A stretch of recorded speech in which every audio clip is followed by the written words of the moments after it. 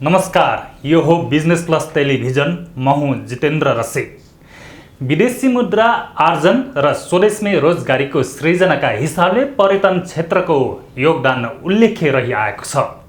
सरकारले पर्यटन क्षेत्रलाई महत्त्व दिएर यसको दीर्घकालीन विकासका लागि साझेदारी विकासका अवधारणा पनि अघि सारे। तर पर्यटन वर्ष सुरु भएकै बेलादेखि कोभिड-19ले मुलुकको पर्यटन क्षेत्रमा मन्दी छायो। मुलुकको पर्यटन क्षेत्रमा कोभिड-19ले पारेका असर, अबका सम्भावनाहरू के हुन सक्ला?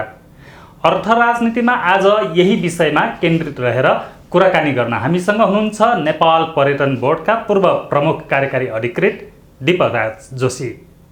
दीपकराज जोशी सर, तपाईलाई स्वागत छ। हस्, धन्यवाद जितेन्द्रजी। यो कोभिड-19 पछि नेपालको पर्यटन व्यवसायमा पनि मन्दी छायो। सरकारले पर्यटन वर्ष सुरु गरेकै समय कोरोना महामारी आयो। त्यसपछिका अवस्थालाई कसरी नियालिरहनु भएको छ सरले? वास्तवमा अहिले विभिन्न 4वटा कारणले गर्दाखेरि 2020ले नेपालको सबै पर्यटन क्षेत्रलाई एकदम उत्साहित बनाएको थियो 2019मा, होइन? त्यो कारण के थिए भने विगत लामो समयदेखिको यो पोलिटिकल अनस्टेबिलिटी, विभिन्न खालका क्राइसिसहरूबाट हामीले चाहिँ ओभरकम हुँदै अब स्टेबिलिटीतिर लम्क्यौँ भन्ने खालको एउटा थियो। अर्को चाहिँ एउटा समग्र नेपालको बुझाइ, मैले भन्न खोजेँ त्यो पोलिटिक्सको, सिभिल सोसाइटीको, मिडियाको, ब्युरोक्रेसीको सबैको बुझाइ चाहिँ के भइसकेको थियो भने नेपाललाई समृद्ध बनाउने यदि कुनै सेक्टर छ भने त्यो पर्यटन हो, हाम्रा सम्भाव्यताका आधारमा, होइन? एउटा यो कारण थियो। अर्को तेस्रो कारण चाहिँ अब विगतमा हाम्रो पर्यटनले त्यति धेरै प्रतिफल दिन नसकेको अथवा चाहिँ यसका सम्भावनाहरूलाई चाहिँ हामीले उजागर गर्न नसकेको एउटा कारण चाहिँ हाम्रो एउटा एकदमै भनौँ न आधारभूत स्तरको पूर्वाधार पनि हामीसँग थिएन। अहिले स्लोली हाम्रो पूर्वाधार चाहिँ बढ्दै गइरहेको थियो। जस्तो हामीले काठमाडौँकै एयरपोर्टलाई एक्सपान्ड गरिरहेको थियौँ, भैरवाको एयरपोर्ट छिट्टै सकिँदै थियो, यता पोखराको अन्तर्राष्ट्रिय विमानस्थल पनि 2021मा सक्ने गरी अहिले पनि त्यो भइरहेछ कामहरू।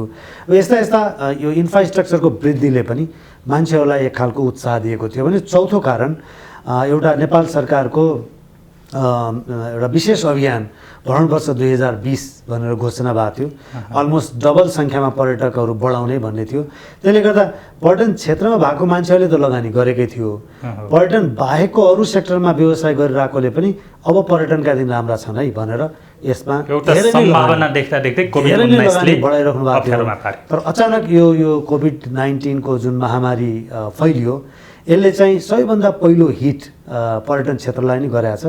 किनभने पर्यटन एउटा यस्तो क्षेत्र हो जहाँ चाहिँ एक ठाउँबाट अर्को ठाउँमा एकजना व्यक्ति हिँड्दाखेरि उसले गर्ने आर्थिक गतिविधिहरूबाट सृजना हुने एउटा अर्थतन्त्र नै पर्यटन अर्थतन्त्र हो, होइन?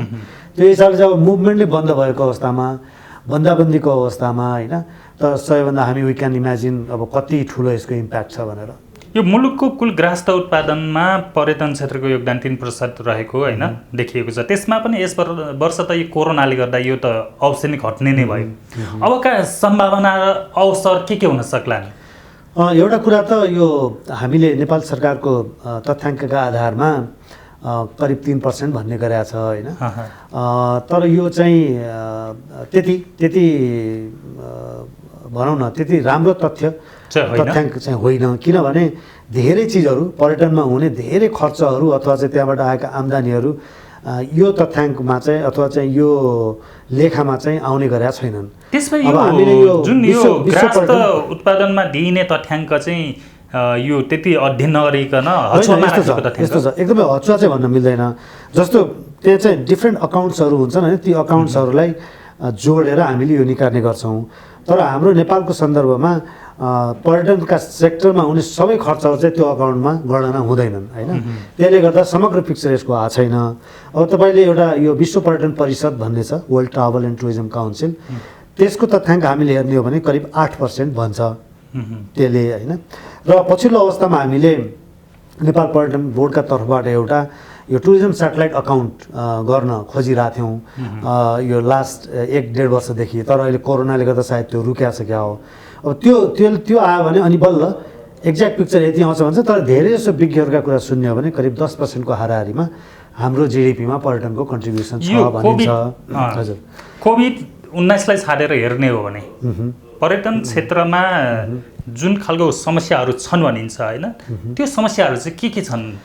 पर्यटन क्षेत्रको अब कोभिडलाई नहेरिकन हामीले पर्यटन क्षेत्रका प्रमुख समस्या हेर्ने हो भने नम्बर 1 चाहिँ हाम्रो पूर्वाधारको अवस्था नै हो।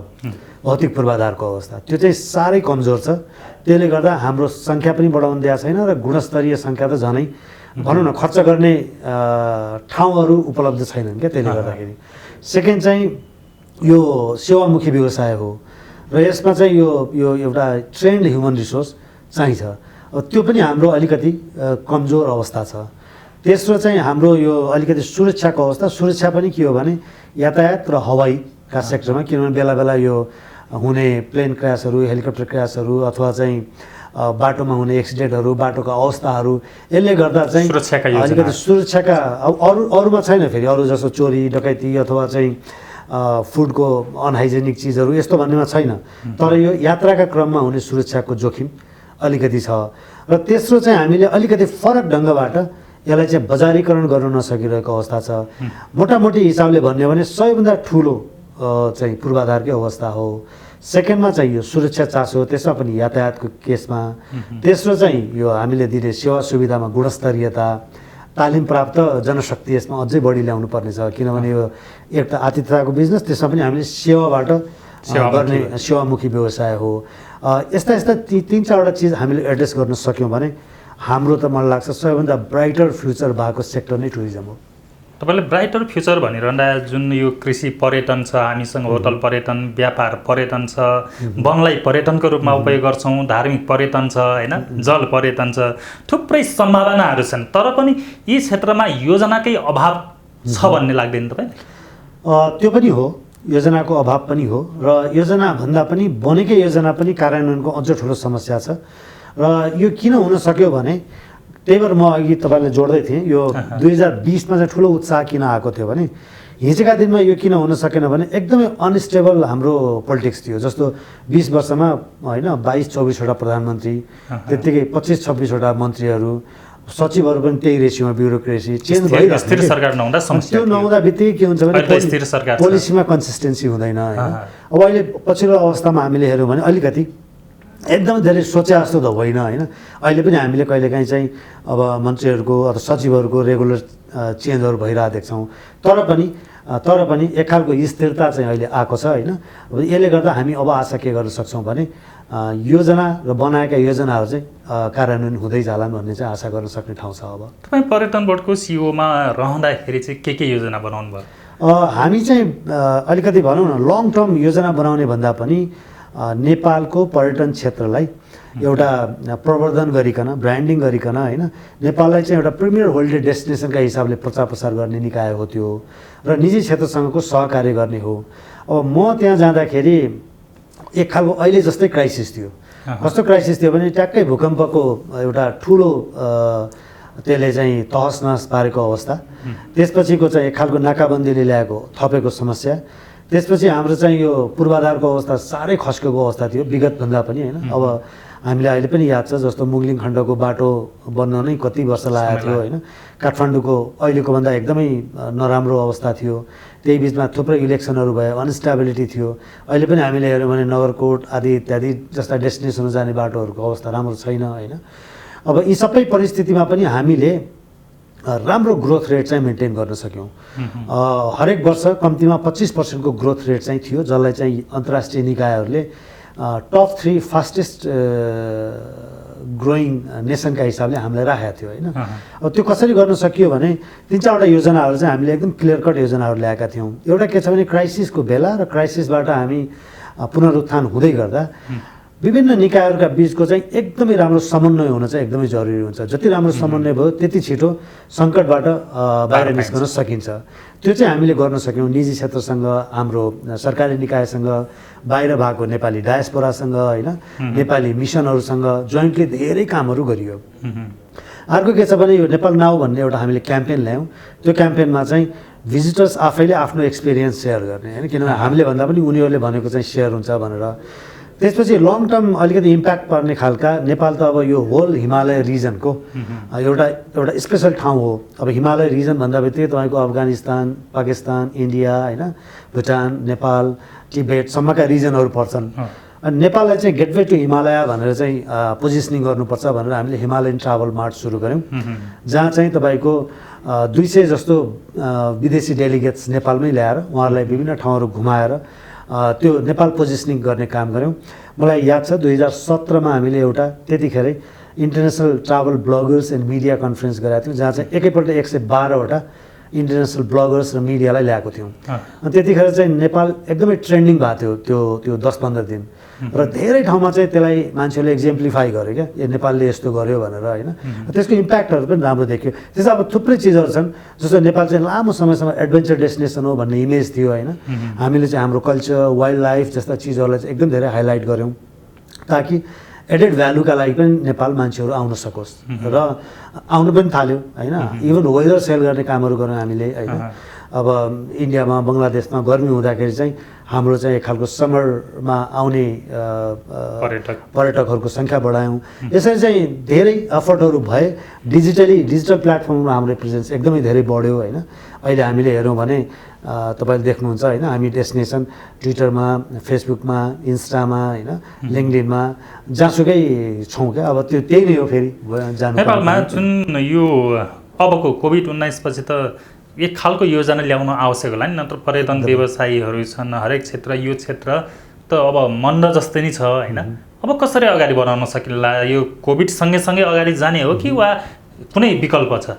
एकदमै महत्त्वपूर्ण प्रश्न गर्नुभयो। वास्तवमा हरेक सङ्कटका बेला एउटा रिजिडिटीको प्रिन्सिपलले काम गर्दैन, होइन।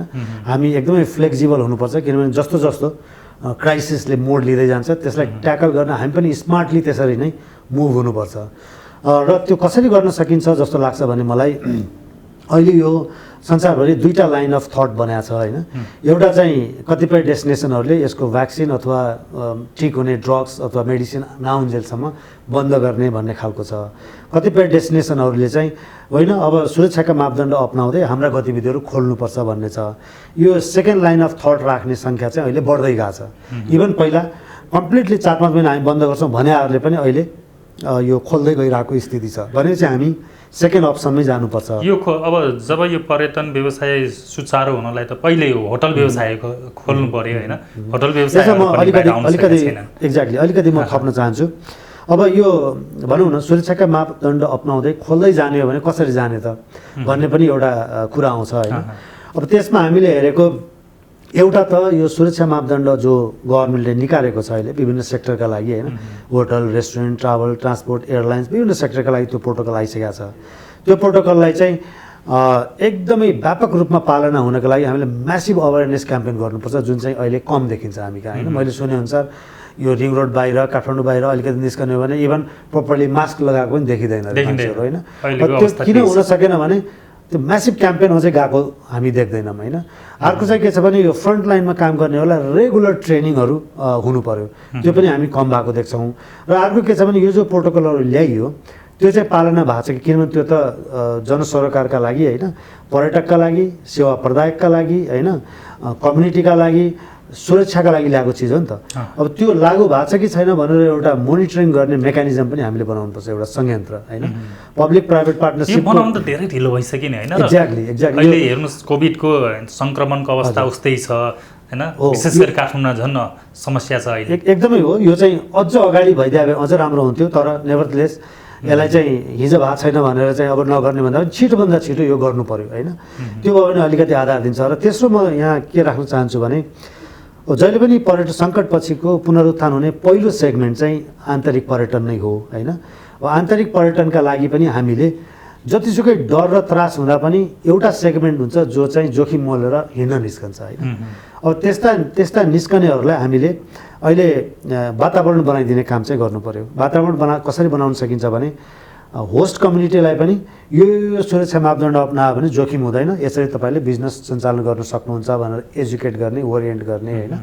अर्कोतिर चाहिँ जाने पर्यटकहरूलाई पनि यसरी तपाईँ हिँड्नुभयो भने तपाईँ चाहिँ सुरक्षित हुनुहुन्छ, यसरी हिँड्नुहोस् है भनेर ओरिएन्ट गर्ने, होइन। यी दुईवटा काम हामीले गऱ्यौँ भने डोमेस्टिक टुरिज्मलाई चाहिँ हामी चलायमान बनाउन सक्छौँ। अहिले स्लोली हामीले नगरकोट, पोखरा, चितवन, होइन, बर्दिया, इलाम, धरानतिर अलिअलि मुभमेन्टहरू हुन थालेका देखाएको छौँ। अब यसलाई चाहिँ हामीले अलिकति बढाउँदै लैजान पर्यो एउटा, होइन। अब दोस्रो चाहिँ हामीले अलिकति लङ टर्मका लागि अब यो रिजनल टुरिज्म, होइन, सर्ट हलमा हुने, अनि त्यसपछि लङ हलमा बस्ने निस मार्केट, यस्ता सेगमेन्टहरूलाई टार्गेट गर्दै गयौँ भने हामीले हाम्रो टुरिज्मलाई चाहिँ छिटो रिभाइभ गर्न सक्छौँ। कमसेकम अब यो टुरिज्म एक्टिभिटिजहरू हुनको लागि गाउँ-गाउँसम्म, स्थानीय तहसम्म एक खालको अवेरनेस त सुरुमै हुनु पर्यो। त्यो बिना त सम्भवै छैन।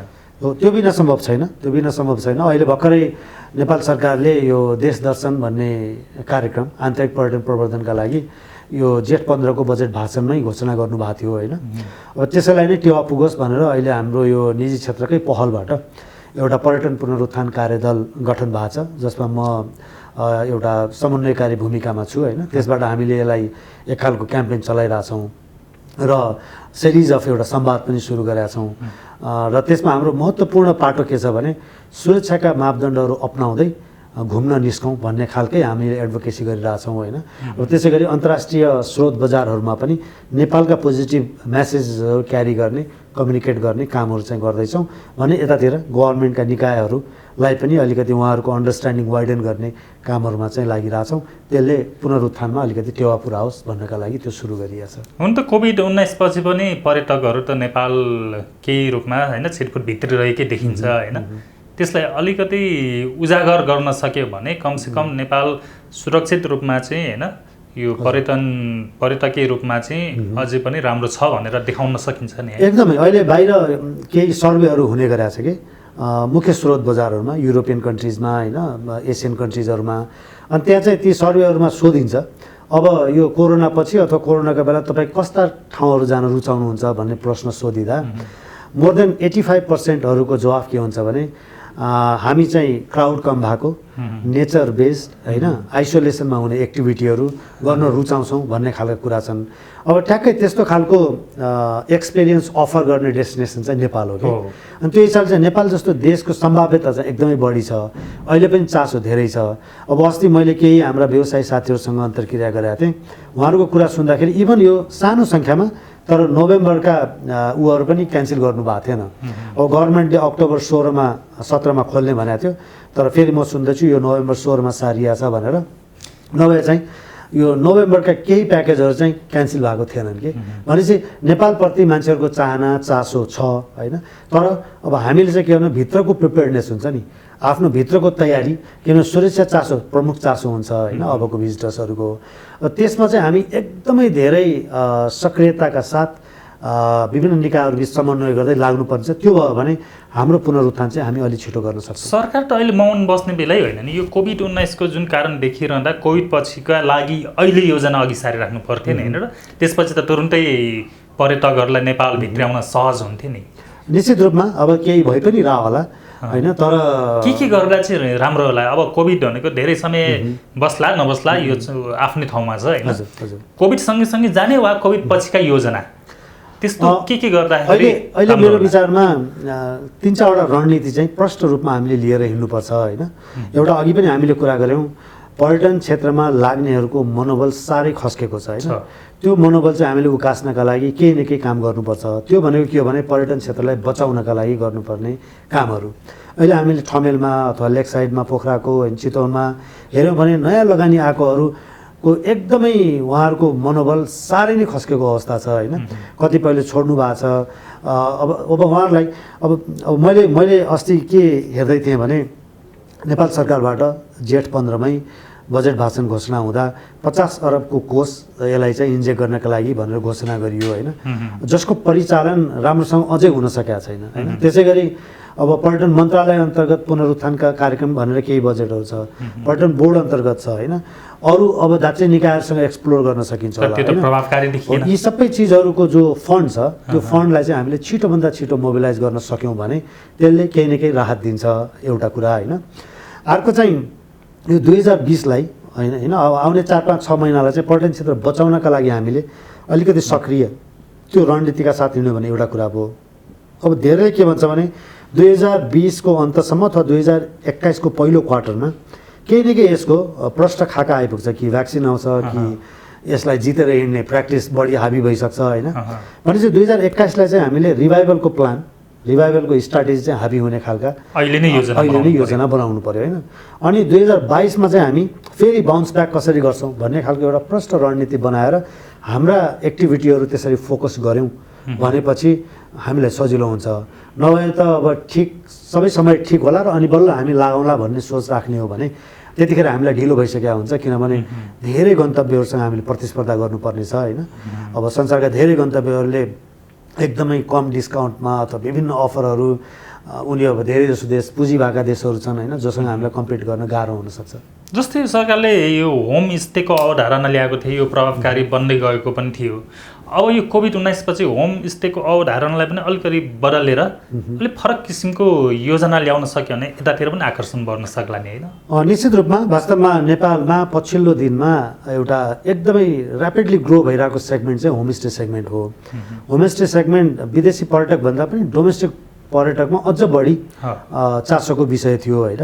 मलाई याद छ अब यो नवलपरासीदेखि लिएर यता मकवानपुरदेखि लिएर होइन, काठमाडौँ वरिपरिदेखि लिएर लमजुङ मुस्ताङ थुप्रै बर्दियादेखि पूर्वसम्म होइन, यो चाहिँ धेरै ठाउँमा होमस्टेहरूको चहलपहल बढिरहेको थियो।